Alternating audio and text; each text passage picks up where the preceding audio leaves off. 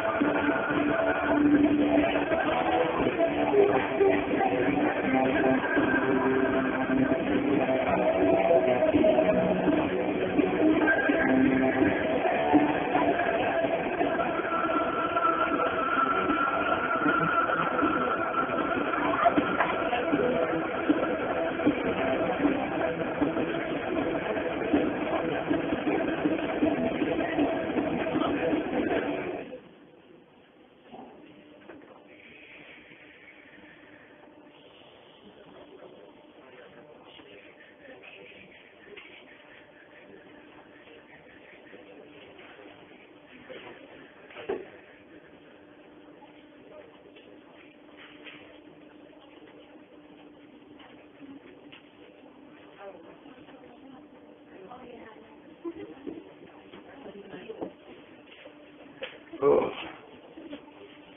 Good to see you all. God bless you all. I hope everyone will be okay today. I guess we're going to have some winter weather, perhaps. Perhaps. I wish I'd put up those shades, but it makes it a little dark in here, don't you think? Yeah, but you don't think it's still a little dark? No? All right. Well, God protect us all, please. I mean, if we have bad weather, well, it's not bad weather, but just weather that could be dangerous to us, icy, flooding. Pray that everyone will be okay. See what happens. You're not going to get out early, but so Mr. O'Neill has to start building an ark. Okay, where did we end? Yes. I think I finished Jowett, yes, and I was talking about some possible issues or repercussions there might be from the historico-critical method, yes? Ms. Gallo? Yes. There he is. Hello, sir. Keep the door open. I'm getting hot.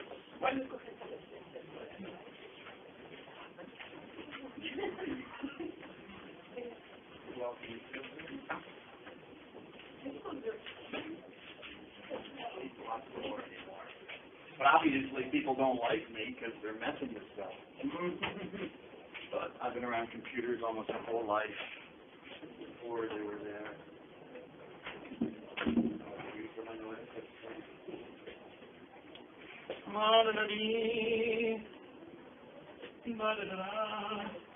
So, what's something that might be an issue? Well, the Bible is not supernatural. That could be an issue, especially if you are dealing with a supernatural text. You don't hurt. What? You're not supposed to do that or go out or do anything. I didn't go out the door, though. I just yelled at him. You're right, Ms. Castro. Thank you. Thank you, Ms. Castro. You're right. My mother says the same thing. Thank you, Ms. Castro. You're looking out for me. Which could be a problem if you're dealing with something that claims to be supernatural. Aren't you ripping the heart out of it? You know, it's kind of like trying to read poetry as if it's prose, which it ain't. So prose could be a form of poetry, I guess. If it rhymed or happened to have meter, then I guess prose could be poetic in a way. Not saying you have to believe in God to study the Bible, but you should take it into account that God is more than a theory for David or Moses or the prophet Jeremiah. I mean, these are characters in the Bible, you know, that hitched their lives to this belief that they were special because their God was special. So that could be an issue. God did not write the Bible and is not its author. It's the words of men about God. To a certain extent, that's true. I think that can sound harsh. Maybe it sounded harsh when they were saying it in the 1860s. But after I think people calmed down a little bit, they realized that it's actually kind of true. God is not the direct author of the Bible. He did not write it. God did not write the Bible. Which should make sense, just basing it on Christian doctrine. If you believe the traditional creeds that God is spirit, He's not physical, that God is simple, He doesn't have moving parts, that God doesn't have language because He doesn't need it, because He doesn't have a tongue, He doesn't breathe, so He doesn't blow air in and out of His mouth to make sounds, to communicate. He doesn't have to do that. So He doesn't have language. Then what is the Bible? It's all those things. It's language. It's moving parts. You have to write it down. You have to use implements. You have to create special tools even to write it down. You have to make a papyrus scroll. Remember when I talked about that? You have to make something to write on. You have to use something to write on. You have to make the ink to write with. In addition to using a particular language. So it's not without moving parts. Not spiritual, it's physical. I showed you a scroll of Isaiah, yes? Which survived.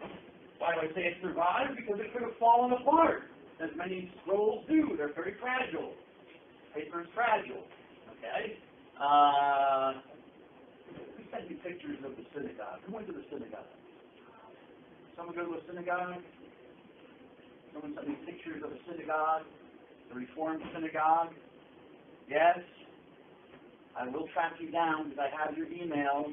So if I find out later that you were sitting here and you planned up on me. Huh?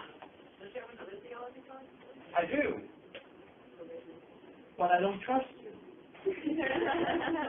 I can't trust you anymore because I say something like 3 or 4 times and no one says anything, and I find out that someone actually knows what I'm talking about, No, I'm not saying it's you. It's not personal. It's just, I have to ask and re-ask. Okay, well, someone went to a synagogue. Oh, now it is snowing. Flurry. Went to a synagogue, and they took a picture of I guess they have 3 Torah scrolls. I guess 2 of them might be old, maybe.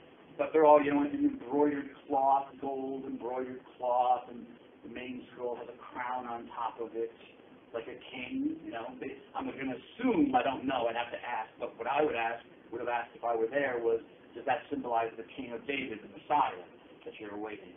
Maybe, I don't know, I'd have to ask. I didn't go to this. There was a female rabbi,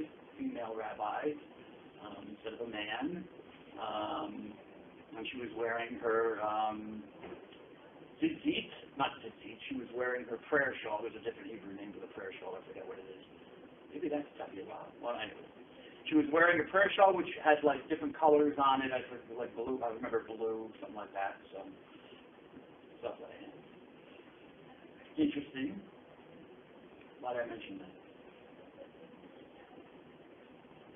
I mentioned the scrolls. They're fragile. They fall apart. I didn't mention that, Mr. Espinal. Oh, so you showed the scroll of Isaiah, the Torah scroll. Yes. It's on all 5 books of the Torah. Genesis, Exodus, Leviticus, Numbers, and Deuteronomy are written on one long scroll and are rolled up into a big scroll, which is kept in an ark. And they carry it around on Sabbath, and people touch it, and they bless themselves and stuff like that. You used to do that in the Eastern churches, so I think you used to do that in the West as well. That's what the gospel procession was for. And by gospel procession, I don't mean the priest holding up the book of the Gospels and walking 4 steps over to the lectern, What a procession. Whoop-de-doo. No, they used to process through the crowd of people at Mass, with the book of the Gospels. People would touch the book and make the sign of the cross. As the book of the, because it was our Torah, Jesus. The Gospels are our Torah. Christian Torah. A proper procession, a true procession with the Gospels, includes candles and incense, and a true procession, walking around the church and coming back and incensing the Gospel, singing the Gospel. When was the last time you heard a priest or a deacon sing the Gospel? You know, a reading from the Gospel according to St. Matthew. Glory to you, O Lord. In those days. Yes. He has. When?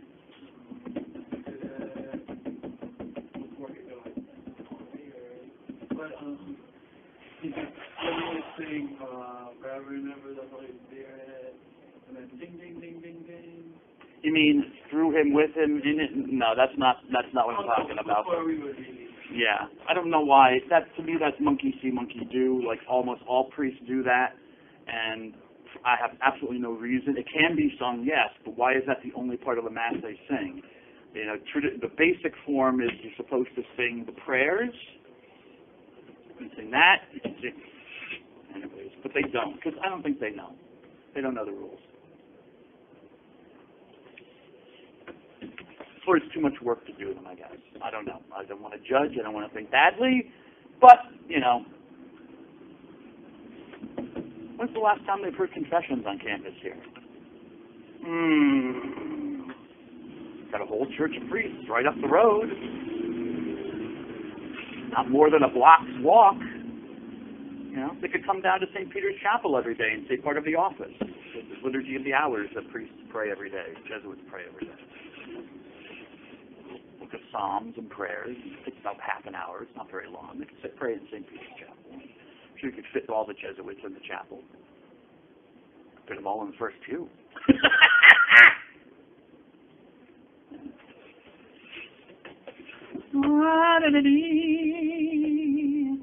Well, I do know there's a Jesuit in campus ministry, but yeah, I think he bilocates because I never see him around, so he's someplace. Anyways.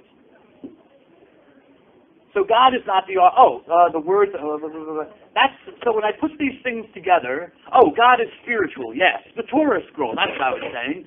Yes, why do Jews carry it around and show it such reverence? Cover it in embroidered cloth, beautiful embroidered. Even the way the Torah scroll is written has to be written in Hebrew in a certain way. You can't just print it out on your printer and staple it together.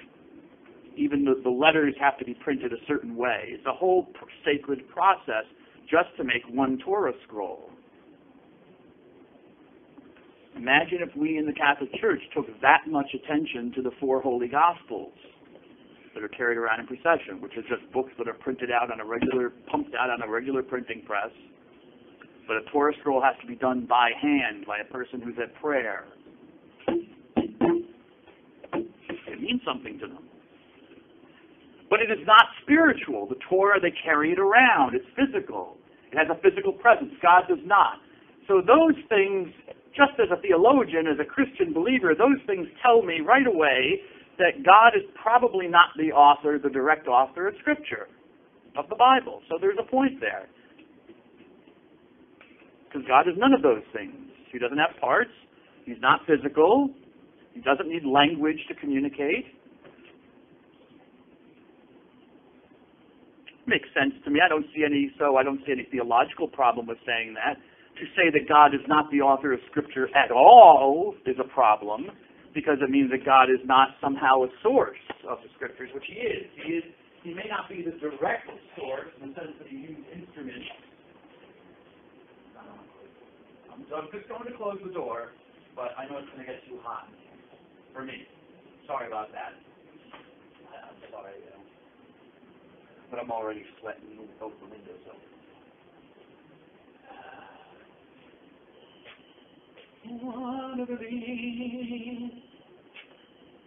But the way I was thinking about it on the way over here, and I think about our class all the time, a lot. Well, I shouldn't say all the time, but I do think about it a lot. How would I describe that? How would I explain it? What are questions or doubts that might be raised? And I kind of look at it this way. It's kind of like I am, in a way, in a true way, the author of your notes. If you have them. If you have them.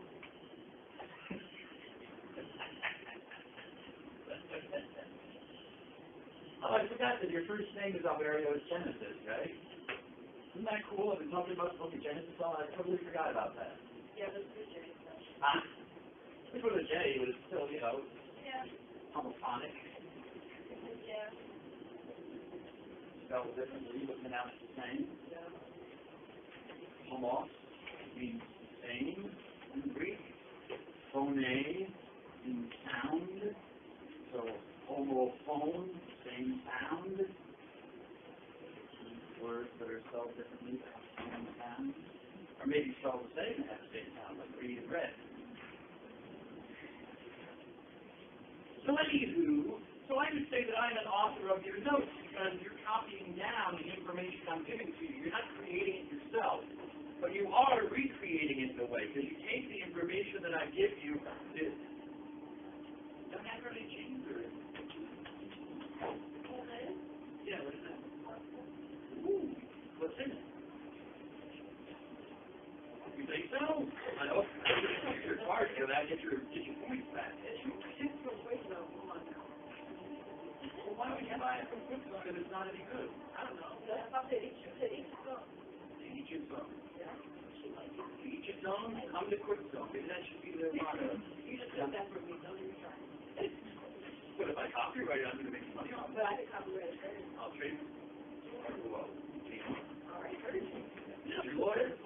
Jay, get your lawyer. All right. Say what? I'm fine.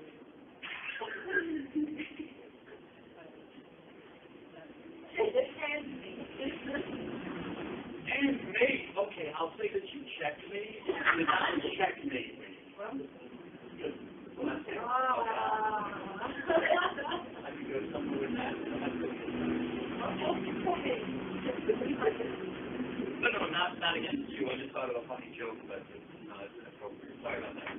Thank you, Ms. Castro. Anyway, what was I saying? Oh, but you do recreate, because I'm giving you the information, but you're putting it in your own words. Sometimes you might be copying down exactly what I say, like the definitions and whatnot, but a lot of times you might just simply be, Ms. Ahmed, copying down the idea that I'm giving you, hopefully correctly, but maybe not, because we're both human beings. Hopefully I'm telling you something that's true, like I told you about, you know, the Gifford lectures, right? Oh, and I was wrong about something else. You remember the encyclopédie of Diderot and D'Alembert? And I said that the, encyclopédie ou dictionnaire raisonné des sciences. They said science is probably being used in a sense of knowledge. And I was wrong, because I was looking at it again, and finally hit me, no, they do mean science. Science, art, and métier. Science, arts, and occupation, jobs. That's what it is. So that's what it is. The encyclopedia or the Reasoned Dictionary of science, art, covering science, arts, and occupation. So you might want to make that correction. Now, I was wrong. God is not wrong. I'm going to presume he's not wrong. Even if you don't believe God is like, maybe if you're like, I don't know, Latter-day Saint, you think you believe in eternal progression and that God is constantly progressing into greater and greater being, so there is a possibility God could have to change his mind because he finds out he's wrong. Maybe, if you're a process theologian, God develops. God is kind of like us, just much, much more developed. He's had billions of years ahead of us, gotten to get ahead of us. Okay. But he might be wrong on something and have to correct himself. That's how sometimes people explain stuff like slavery in the Old Testament. Why would God approve of slavery? So on and so forth. But then, people change their minds. Now it will be a sin to enslave somebody. Yes.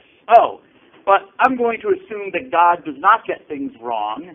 It's closer to home, I would think. That if there is something that's inaccurate in the Bible, for example, if in the text it assumes that the sun is not stationary, that the sun does actually move through the sky as it appears to. It does appear to, doesn't it? To move through the sky. And the stars appear to move through the sky. Okay? And the other planets do move. That's what they call planets, wanderers. And we seem to be stationary. We seem to be on a fixed point looking out at all of this movement. But we know that's not true now that we have better technology and things that we can look out at and almost even look out back at ourselves, like the astronauts did from the moon, taking pictures of Mother Earth. We know better. We know better that that's not an accurate view. I think God would probably know how He created things. God didn't know that we were in a heliocentric solar system. There was the sun. God didn't know that. He made it. But what did God suddenly change it? Oh, they're about to invent the telescope.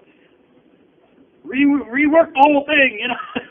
Make sure that now the sun is stationary. Now the moon. Now the planets go around the sun, so they won't figure it out. The Bible must be true. Well, I would look closer to home for that. I would look for someone who has a limited knowledge of science, who's not trying to teach me science anyways, but just looks out at the world and sees that as it is and takes it as it is. I wouldn't even say it was necessarily wrong. It seemed perfectly reasonable. It seems perfectly reasonable. If I had no technology to look any further. And not everyone believed that, by the way. The Greeks and stuff, the early scientists, early thinkers who did know that the Earth was probably moving and the sun was stationary. But anyways. So in a way, I give you your notes, I give you this information, you recreate it into your own words, sometimes copying down what I want you to say. If it's something really important, I'll stop and I'll say, okay, now copy this down word for word. I don't think I've done that yet, but if there's something really important. But, you stop me when you want a definition, like a cosmogony, could you say that again? Now, I'm using analogy here, but I think that's kind of the same thing that's kind of what's going on when we talk about inspiration of the Bible. God does not suddenly take over, like inhabit the person and take over his faculties so that the person's like a puppet or a robot or something like that. I don't think it works that way. I have a special eye kind, and I lost it. Well, I don't know if I lost it. My mom and my brother won't fess up to having done something to it. I think it fell out and they lost it on me. I don't think. Huh? Keep them away from them, yeah. Mothers. Anywho, okay, we're back. So it's never happened to me, but I'm assuming that it could be something similar to that's how it works. Because that's the data I see in the Bible. It is the words of men. I mean, they are human. It is a human product. These authors are operating within their historical context, what they know, what they don't know, okay, what they might even be wrong about, like if they don't think there's an afterlife. Well, God knows there's an afterlife. But, maybe the person who wrote the book of Job didn't know that, or didn't believe that, didn't think there was really another life. You lived and you died, and God kept you in his memory, maybe. But that was about it. I don't know if people thought about the afterlife as much as maybe we do sometimes, or I do. They just lived their lives. They just lived.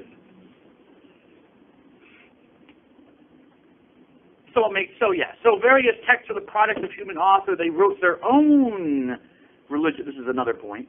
They were writing about their own religious experiences, using concepts, methods, understandings with which they were familiar, obviously based on pre-modern, one might say primitive ideas, So, for example, they accepted the existence of slavery, which was a different experience than American slavery or New World slavery. That has, just so you know, I'm not a historian, but if you talk to any of your history professors, I'm not saying slavery was a great gig. I'm not saying it was a great life.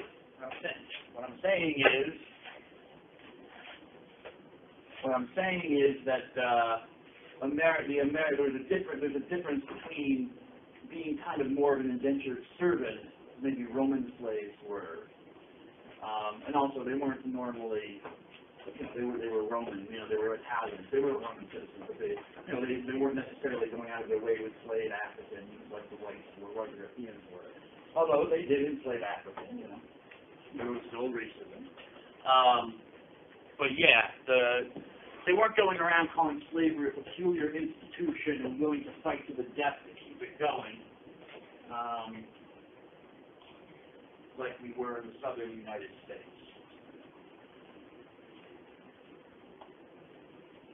So, I mean, but I'm not trying to defend it either. But there is a difference between enslavement and being someone's butler for the rest of your life. You know? And maybe signing a contract saying that I and my children will work for this family for the rest of whatever, and we'll get paid for it, we'll get housing for it, you know, we'll live in the house, stuff like that. Which is essentially what you have with a butler or a servant or a personal assistant who lives with you in a certain way. So it's just accepted as part of society. Didn't think much about it, you know. There were free people, there were slaves, there were rulers, there were citizens, you know. There were healthy people, there were sick people. That just, you know, that was part of life. They didn't think much about it. We might think about it because of our history, but they didn't maybe think so much about it. And yes, that can scandalize us a little bit. Why didn't they think so much about it, you know? Some people did, you know. Some people eventually did and said, well, maybe slavery is not a good way to do things, treat human beings.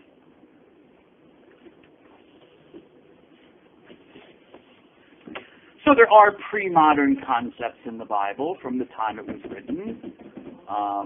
You know, maybe sexual, the way we look at sex, I'm not going to say it's better because I don't think it is better. It's certainly different.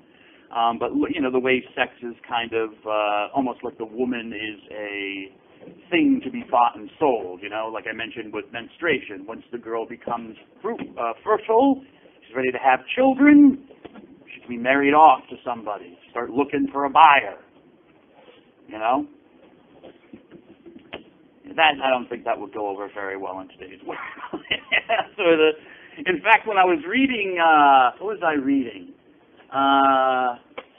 It had something to do with Diwali, but who was it?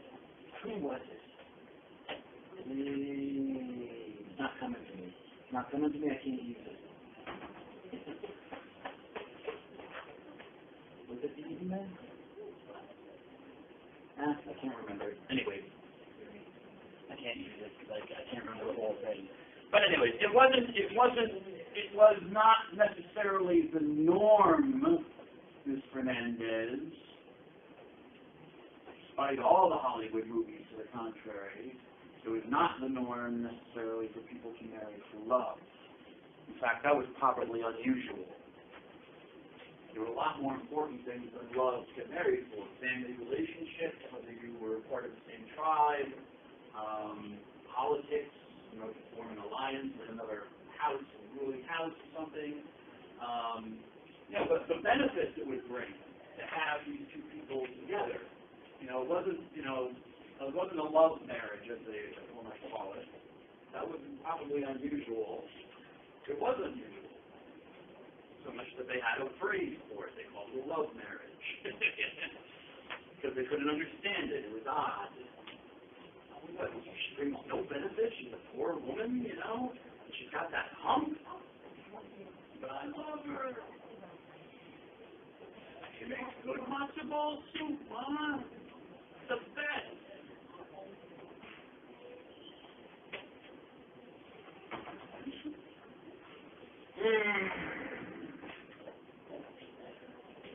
So yeah, there are certainly pre-modern ideas, and the people who were writing it were pre-modern. And yes, I imagine they did have to verbalize and articulate in some way their experience they were having of God, because God is using them. So by definition, I would say it's a supernatural experience, even if God isn't taking them over. It's some sort of mystical experience. Something is going on more than just, you know, hey, I want to write some, I don't know, fake little prophecy. I'll call Guy Obadiah, you know, and write something out. You know. Or just writing poetry. No, there was people wrote poetry. People wrote history already. You know, we had even Jews. We have Jews who wrote philosophy. Israelites who wrote history, did history. So these guys in the Bible were not concerned with that. If it was history, they cared about what did God think of history? What was God doing in our history? It was always God-centered. Like God was kind of moving the ship. You know, he was the rudder, guiding them what to write about and how to write about it. Even using things that might be pre-modern, primitive, racist, bigoted, anti-feminist or not feminist. Yes. Stereotypical. Yes. Okay. Because sometimes, you know, the tool's rusty. You still got to use the tool. You maybe try to clean up the tool and try, but sometimes, you know, a person can grow only as much as a person can grow. But their heart's in the right place, you know.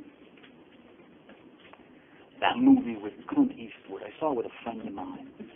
That movie where the Hmong. Anyone see that movie? Clint Eastwood? No? The Hmong? No? Ms. Vieira? Did you just get here? Were you here? You've been here. Yes? He's not here.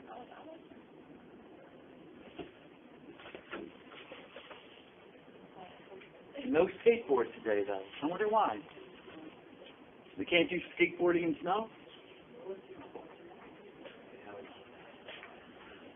So the Bible is just like any other human text from their point of view. It's limited by its intellectual, cultural horizon. One might say it's cultural, Ms. Bonilla. It's cultural, intellectual horizon. For example, geocentrism. You know, people hadn't, you know, that hadn't really cracked into the mindset of the Israelite yet, that the sun was actually not moving, it was the earth moving, and we're seeing the sun from our perspective, as well as the other planets from our perspective. So they do have that limitation. Okay, fine. So that makes it human. Does it not make it inspired? I don't know. I'd have to think more about it. Does God using a human tool make it somehow not the work of God anymore? That's an interesting, I think, a theological question that could be asked. But they're already making the decision. No, God does not do this. The Bible is full of historical and scientific errors and contradictions. Not as many as you might think, actually, but... And, you know, you shouldn't try to explain away what you can't explain away. You know, like, let's see... Not going to that. Is there a better example that might come up in my head?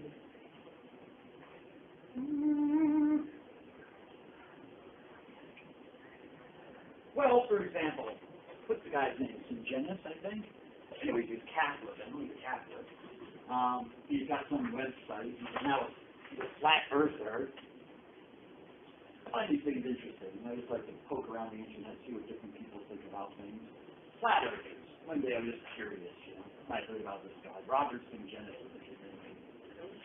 So, you know, the science has to be wrong. We can't. It's not. We are in a geocentric solar system, or universe. We are seeing things accurately. The sun is moving, and the Earth is actually a flat disk, or it's the center, and the planets and everything are going around it, and stuff like that. Just like the Bible says. That's when a red flag goes up. You know, because that tells me that's where the person's problem lies. You know, he can't fit in his mind how the Bible could have what is considered a scientific error in it and still be the Word of God. If it's not true, then I guess the whole Bible just kind of starts shredding apart. Well, if that's true, then science shreds apart into pieces too. Because Nicholas Copernicus is usually the one credited with kind of recovering and proving to the modern mindset that no, that the sun is still the center and the planets go around. There were still all sorts of things, even with that model, he couldn't figure out. He couldn't figure out all the movements of the planets. He had to come up with all sorts of other theories called metacycles to explain why planets like Venus look like they go backward. Or no, Venus is Saturn. Anyway, look like they go forward, then they go backwards a little bit, and then they go forwards again, you know? Puzzled him, couldn't figure it out. So they didn't know exactly, and of course you have to figure out, like the early Greeks, Ptolemy is really the one who's at fault. Wasn't even a Christian, wasn't a Jew, was a pagan Greek, you know? You know, he's the one who gave us this idea of the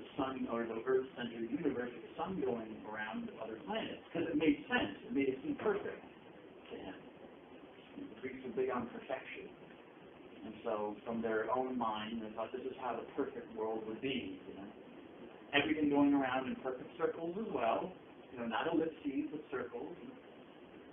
So even Copernicus thought that even when he changed it from the Earth in the center to the Sun, he still thought all the planets had to go around in perfect circles to make it work.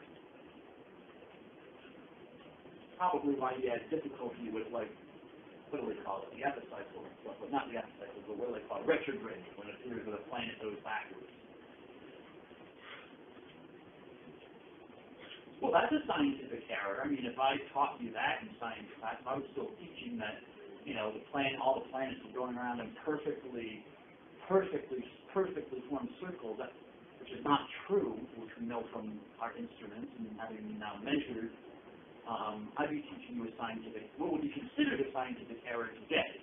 Maybe not 200 years ago, but today it was. Because science hasn't unraveled. It corrected itself. Self-corrected. Oh, okay. We're seeing things more clearly now. I'm a human being. I see the sun moving to perfectly reasonable to think that there's movement there. But as the years and the centuries go by and human beings start thinking about it, using mathematics to measure things, but wait a second, if that's moving, then math doesn't work. Something's wrong. Either I'm not seeing properly or something's not right, which leads to other questions. So I got you, give me 1 second. Which then leads me to seek other ways of finding answers. If the math doesn't work, maybe I need to start building something so I can see up there. Maybe I should build something that I can send up there and look for me. So now I can see physically what's going on, rather than just in theory on a bunch of symbols on a piece of paper that doesn't really work with what I'm seeing in real life. Yes, it's just. How is that defending what you said about the Bible? Defending what I said about the Bible in what way? You said that you think that science actually happens on science involved. You have to, better figure out what to do. But you just said the Bible, but you said God in the Bible, you say it makes it unravel. But how is that? But how do you compare that to science? Interesting. Good question. Yes. Well, first of all, God doesn't say anything about planets. You know what? It, I'm not saying that there's a basis. I'm just using your comment as a springboard. I'm saying. The only thing that God mentions is the sun and the moon. Interesting. Doesn't God know there are other planets out there? Why doesn't he mention Jupiter? Why doesn't he mention Venus or Saturn? Or Uranus? Why are they not mentioned? Why are only a few of the stars that are in the sky, of the millions and billions that we can see? Only a few are mentioned and given names in the Bible. Don't you think God would want to enumerate them all for us? Why did he leave it for later human beings to do it? Because the Bible, I would say that the Bible's not meant to be a science textbook. It's a book about the experience of what God is doing in the world. So yes, if a person is writing in 3000 BC, I would expect that person to describe the world and what's going on. Am I not answering? You okay? Am I not answering it clearly? I mean, I'm not trying to give you an answer. I'm just trying to explain what I'm doing with this. My point is I would expect that person to describe the world just as he or she saw it. Just as they were told it was. They would assume that, the earth was created, like they were told, probably by their ancestors. And when they looked out at the earth and they saw the sun moving around, they would assume that the sun is in movement and not really stationary. Make those assumptions. But as things move along and people start bringing their other developments, mathematics, then technology, you start seeing that explanation doesn't work anymore. So if someone were writing today, they would take it for granted that the sun is stationary and the earth moves, and yet there's still a God. and nothing has really changed. Our knowledge has changed, but does that necessarily change the existence or non-existence of, we'll say, God, or the supernatural for that matter? Because you're dealing with human beings.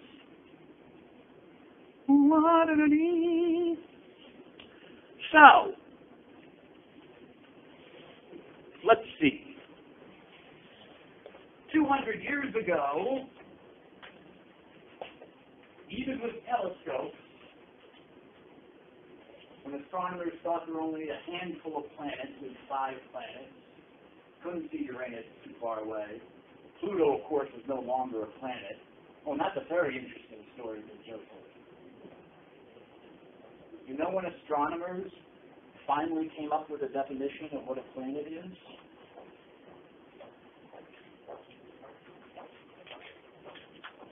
A planet. I mean, we see that's one of those basic things in astronomy, yes? Planet, what a planet is, versus a star, versus an asteroid. What do you think, Ms. Vasquez? Take a guess. 20 years, 100 years, 300 years?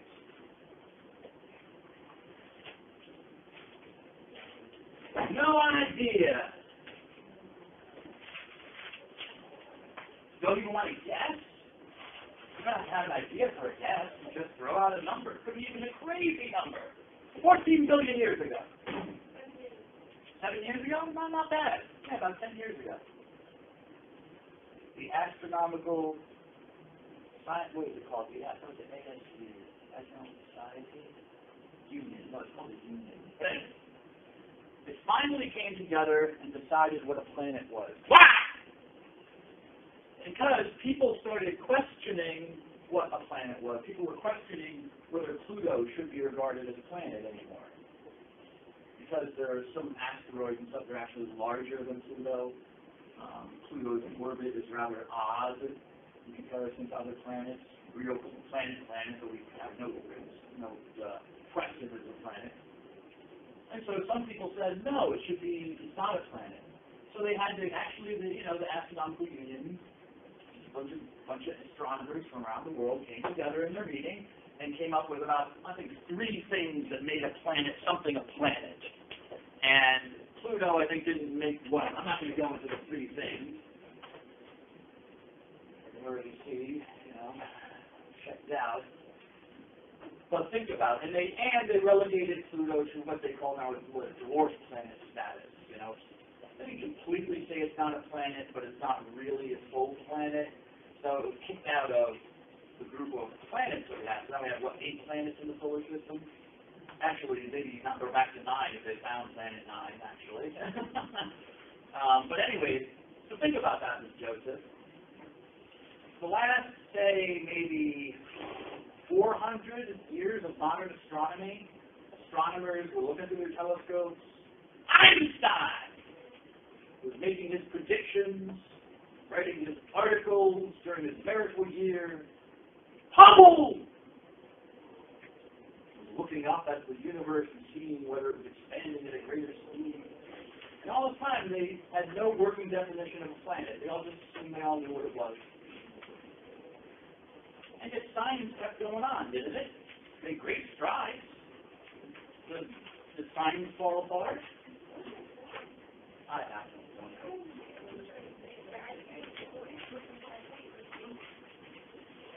I don't know. I guess you can be in error and still be right. You can be in error and still be right. Chew on that one for the next few days.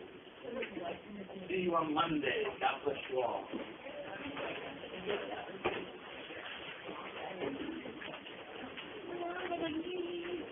Well, it's not thinking very much, but that's positive. Come on, go!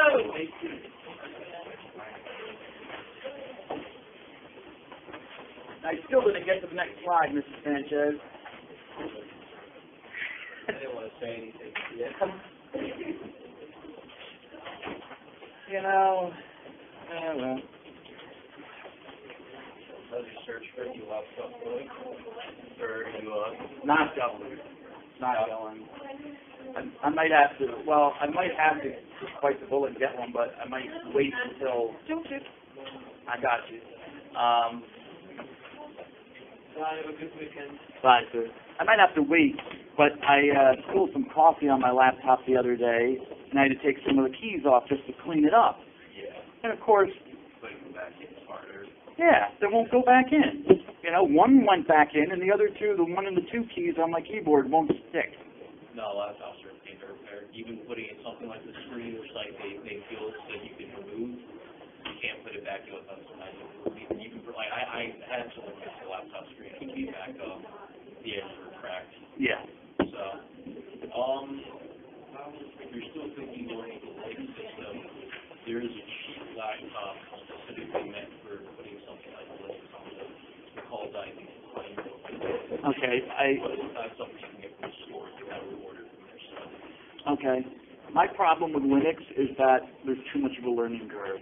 Yeah. I'm not a computer guy. I'm not a code. Yeah. Even Ubuntu, that's why I've been avoiding it, because number one, I don't know which software I'm going to lose, and I can't find it won't work on Ubuntu that I use, like third-party stuff. And when I tried to have a nice day, I tried to figure out. I still would put an antivirus on Ubuntu, even though I know it's a very small. It has a small, not footprint, but yeah. But I still think I'd want to be careful. And I was looking at like a YouTube video, and like you got to do this, and you have to create that, and you have to do that. And whereas in Windows, I click OK, and it just does it, You know they have fancy virus for Oh yeah.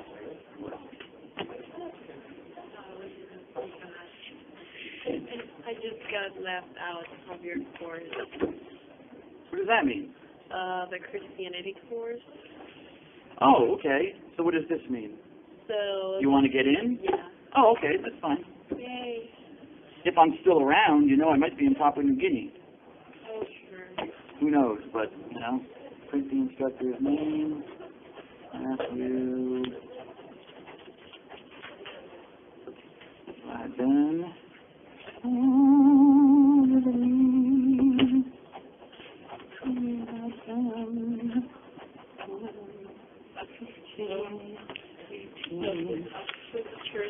Maria Calisi in the theology department. What? So you have to go to the other camp, the north campus, is it? Or the east campus, whatever it is, the one that's above here. Where the student center is? Okay, sure. And right there's a building. I think sociology department's there, history department. Okay, I'm gonna. Okay. I thought I just told her, but okay.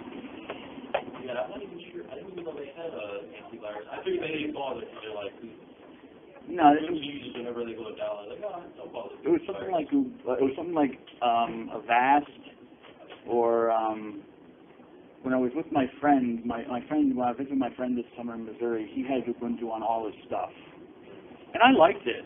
I'm very able to use it, and I downloaded. I think it might have been Malwarebytes.